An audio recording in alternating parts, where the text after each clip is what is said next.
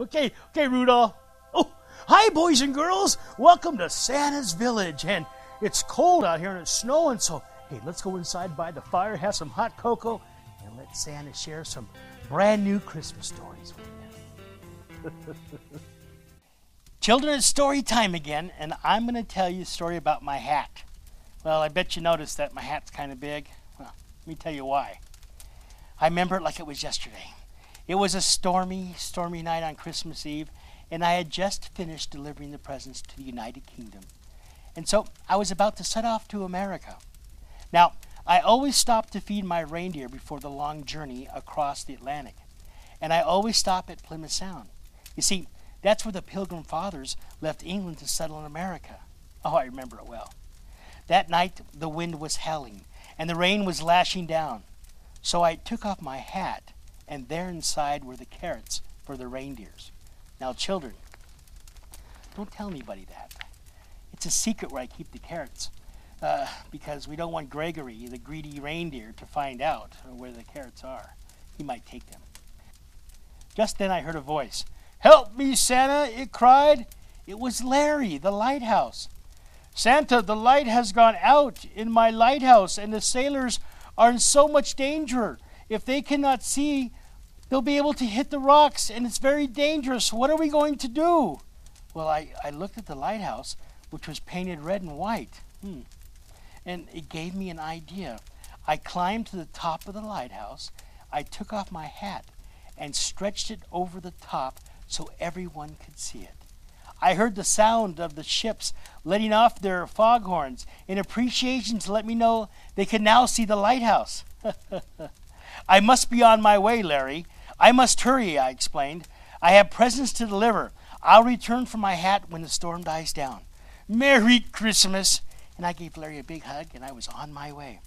Well, we took off to Plymouth Sound, headed across the stormy sea, parachuting presents down into the ships down below as we passed them. Well, in the distance, I could see a bright light through the storm as we approached America.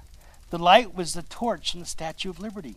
I always fly into the U.S. this way and deliver the presents to Lady Liberty. It guides me. She turned around and waved, "Merry Christmas, Santa. Welcome to America," as she stood alone, braving the storm and protecting the sailors. "Hey, where's your hat?" she asked. "Well, I left it in England to help the sailors see the lighthouse. But when I'm finished delivering the presents, I'm going to return and get my hat." "I'll be back for it then," I replied. I delivered the rest of the presents around the world. And then I rang Mrs. Claus to tell her I'd be back a little late because I had to get my hat. On the way back, I passed the Statue of Liberty, who was drying off from the storm.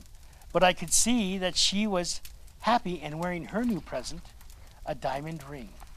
My hat. There we go. When we got back to England, I asked Rudolph not to land, as we did not want anyone to see the sleigh on Christmas Day. We circled Plymouth and came down next to the lighthouse so that the children couldn't see me. They were riding the bikes I delivered, so they were busy anyway. It made me so proud. We stopped at the side of the lighthouse, and I stretched across and grabbed Santa's hat. But I fell out of the sleigh.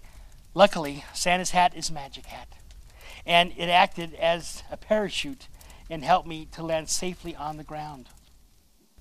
But it seemed to be all stretched out. I got back into the sleigh and put my hat on, but it had been stretched, and it was now too big. It kept falling on my eyes.